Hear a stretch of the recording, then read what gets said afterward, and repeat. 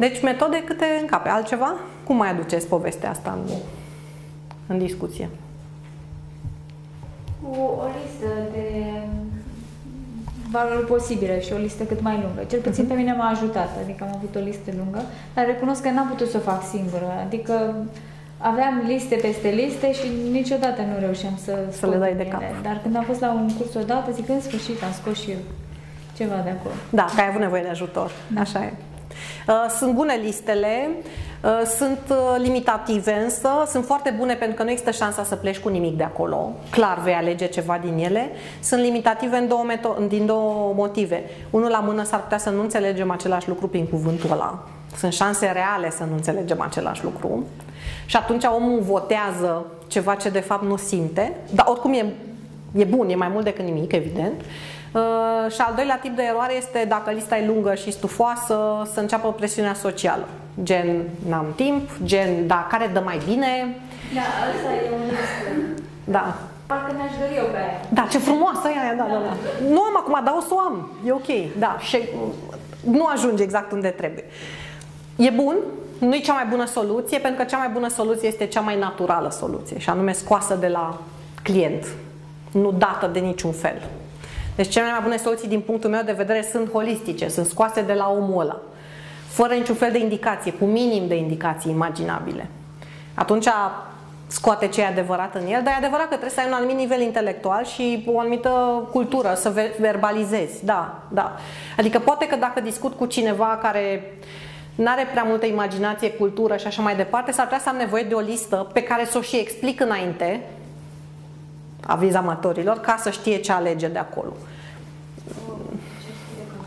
Cunosc oameni foarte inteligenți, foarte culți, documentați în toate domeniile, dar chiar și așa au o viziune și o deschidere limitată pe genul ăsta de dezvoltare personală, pe diverse arii, la nivel, nu știu, spiritual, fizic, mental și mai departe.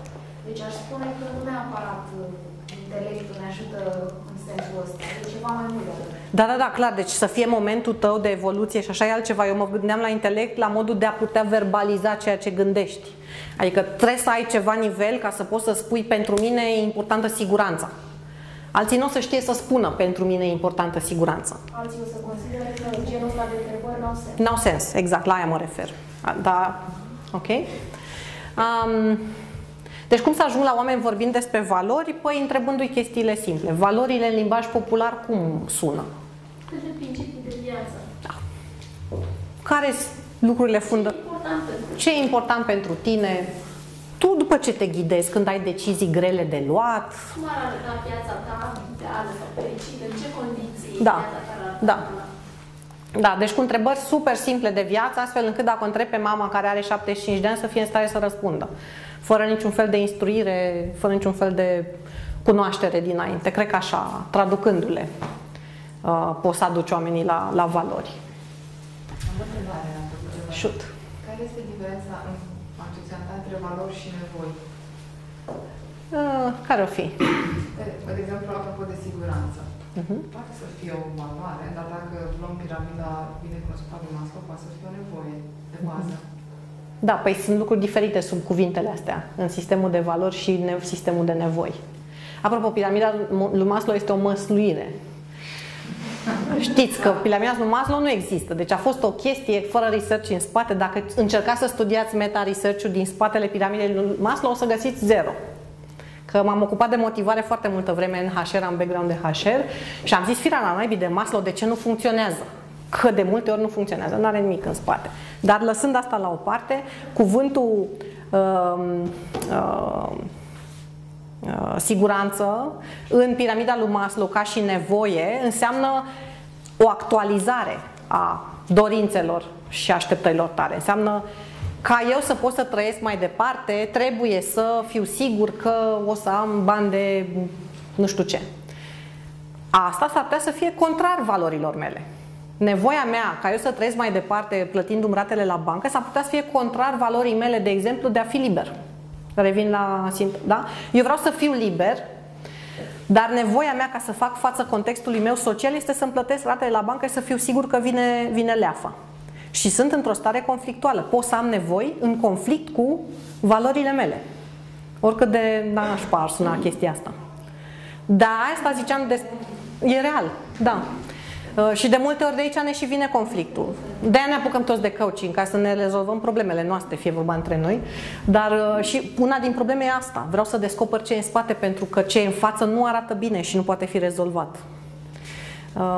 Deci asta cu siguranță. Asta vreau să zic când am o listă. Ce înțelege fiecare prin siguranță? Asta știți foarte bine, în coaching ține foarte mult de ideea de a reformula cuvântul clientului. Adică clientul spune vreau să dorm bine noaptea și tu spui deci ai o nevoie de siguranță. Poate că nu despre asta vorbim. Adică știți bine că nu reformulezi ceea ce a spus clientul pentru că te duci în altă direcție. Știi? Sau vreau să fiu de capul meu, adică vrei să fii liber? Nu, n-ai nicio legătură. Adică putem greși cu nuanțele astea și atunci de-aia zic eu că listele sunt periculoase, că îi duc spre ceva ce nu neapărat e în capul lor. Dar ți-am zis cu Maslow, ți-am răspuns? Da? Sunt cuvinte. Sunt doar cuvinte. Cuvinte scoase de cortex, care nu știe ce face majoritatea timpului. Valori în context organizațional. E foarte funny, pentru că tocmai vin dintr-un workshop, am pregătit un workshop pentru mâine în care e vorba despre walk the talk și despre brandul de angajator care să se pupe cu ceea ce acea companie publică în afară. Noi suntem compania X, suntem prietenoși și veseli, dar înăuntru, dacă te uiți la mutre, 80% din ei, numai prietenoși nu arată. Da, multe. Ce este mai charming e că am încercat să facem un research, să vedem care companie din România walk the talk și într-adevăr trăiește pe holuri valorile de pe pereți. O să mai studiez vreo 20 de ani și vă anunț. Nu este.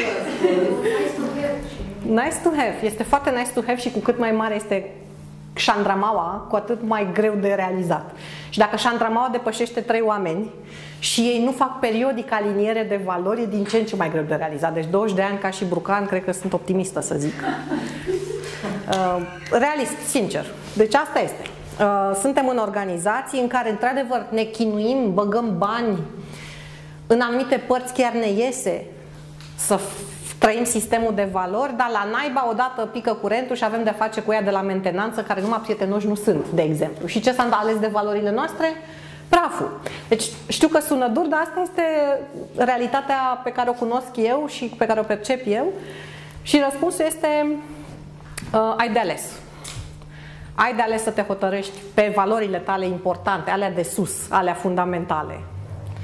Dacă poți tolera să stai în acel context și pentru ce miză, sau te duci și îți cauți în altă parte unde valorile alea se pupă. Deci... Așa m-am lăsat aici, nu știu cum vezi lucrurile. Mie mi se pare, dacă ne gândim un pic la companiile din piață, sunt foarte multe multinaționale, iar valorile acelea se aplică într-un anumit context, din țara de origine, să zic, a acelei multinaționale. Cum vezi tu partea că poate nu se pupă valorile tocmai pentru că valorile poporului sau, mă rog, celor care lucrează în compania respectivă nu corespund? Pentru că eu, dacă mă uit, nu neapărat la compania mea, dar nu ne-am mai lucrat, străinii care veneau făcând parte din aceeași companie, la ei regăseam valori sau, mă rog, cel puțin partea de viziune-misiune, părea că o trăiesc, da, da, da. Pe când noi românii nu avem exercițiul acesta, adică... Dimpotrivă, noi românii a trebuit și generația noastră și probabil, suntem ultima generație sacrificată de genul ăsta, a trebuit să ascundem ceea ce gândim și să nu lăsăm să se vadă. Păi părinții noștri și bunicii noștri n-ar fi trăit să ne conceapă pe noi dacă își lăsau valorile să transpară în mediul organizațional. E corect? Și ei ne-au crescut la fel, voluntar sau involuntar, ne-au crescut, băi, ține pentru tinere, lasă-o jos și dă-i bătaie acolo cu ce ai de făcut. Deci am rezistat din cauza asta și o să dureze până când ne dregem. Ce mai trist e că și în familie se întâmplă. În continuare că e reflexul. Da, e tot o organizație și familia, de fapt. Da? Mi se pare trist că tineretul are în continuare problema asta. Pentru că eu am avut surprinderea să constat, făcând un exercițiu cu echipa mea, nu numai că nu știau valorile companiei în care lucrăm, dar în momentul în care le-am spus... I-a umflat râsul? Ceva de genul, dacă la grădiniță, adică era... Very funny, la ce oră se termină, da. Cu spălatul ăsta de creier la ora asta la noi. Da, da. Deci este foarte urât când lucrezi într-o companie, nu ești conștient de valorile, misiunea. Asta, cum să zic, denotă clar că nu se simte alea în companie, din punctul meu de vedere. Nu umblă pe holuri. Probabil că l-am conștientizat la un moment dat. Dar mai mult când vorbești și îndrăznești să vorbești despre ele, ești luat un pic în derâdere pentru că, nu știu, ca și cum aia cu bullshit-urile astea americane, în care stă creierul și... Da. Adevărul este că, numai o secundă, e ceva de făcut. Deci atunci când vii cu viziunea și misiunea de business, cu alea vii de la top management în jos. Da? Tata și mama din familie au hotărât că la noi în familie așa funcționează. E corect? După aia, mă rog, dacă ai 3 ani, așa funcționează. Nu. Că după aia ai face bine să te asiguri că recrutezi ceea ce trebuie pentru aia.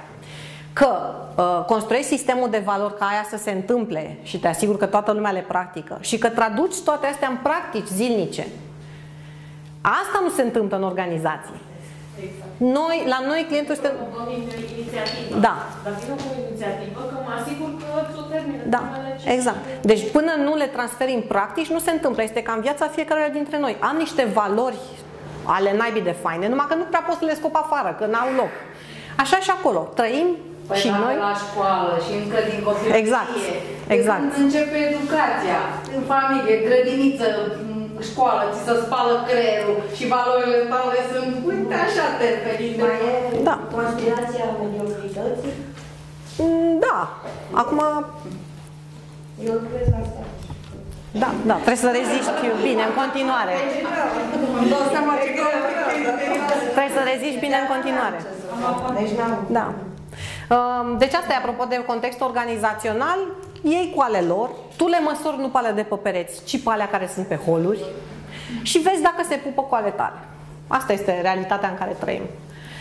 Apropo de recrutare, mie mi se pare că un recrutor cinstit în ziua de azi, când îi vine un candidat, verifică asta, în primul rând.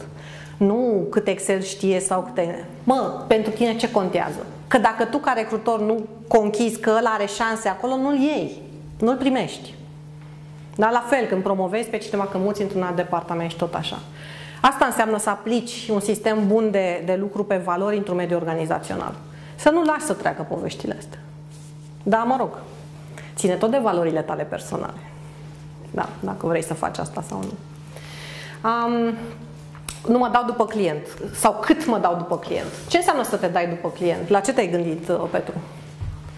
Cred că de la tine venea. Adică le adopt pe ale lui sau ce? Dar cât sunt dispus să-l ajut să și le împlinească? Valorile lui? La măsura în care le-am sau nu le-am sau interferează valorile mele. Asta este de fapt subiectul acestei serii. Bine că am ajuns la el. Întrebarea e de ce îl ai client dacă nu se pupă cu ale tale? Nu știu când se pupă. La un moment dat se pupă sau nu se pupă. Și poți să decidi în continuare. Dacă rămâi cu el sau nu? Sau nu, da. Da. Iarăși în funcție de valorile tale. Da. Prima întrebare este dacă te deranjează că are alte valori decât tine sau nu. Te deranjează? Adică te deranjează că el e canibal, ca să revenim la exemplu de adineauri? Da, e bine să stați în locuri publice, dar... Doar că e egoist. Da, te deranjează că este egoist? Să judeci pe celălalt, coach fiind? Nu? Eu cred că nu ai voie să-l judeci. Asta este tot o credință care are o valoare în spate, dar întrebarea este dincolo de ce ai voie sau nu, că trebuie să dă societatea, nu? Întrebarea este dacă lași chestia asta să intre în proces sau nu și dacă poți să o oprești. Deci dacă e egoist, de exemplu. Exemplu. Da. Pentru el o valoare care contează este că el e pe primul loc. Nu așa definești egoismul. Pentru mine, eu sunt pe primul loc și ai un astfel de client. Vorbim de canibal aici. Gândeam că e egoist. Canibalul era egoist. Ok. Ok. Nu, sincer, din experiența voastră, una la mână, vă deranjează? Nu, poate dar nu trebuie să nu așa. provocare pentru mine să reușesc să gestionez o astfel de relație. Dacă nu pleacă clientul înainte. Astea sunt șansele reale. Cine cedează primul?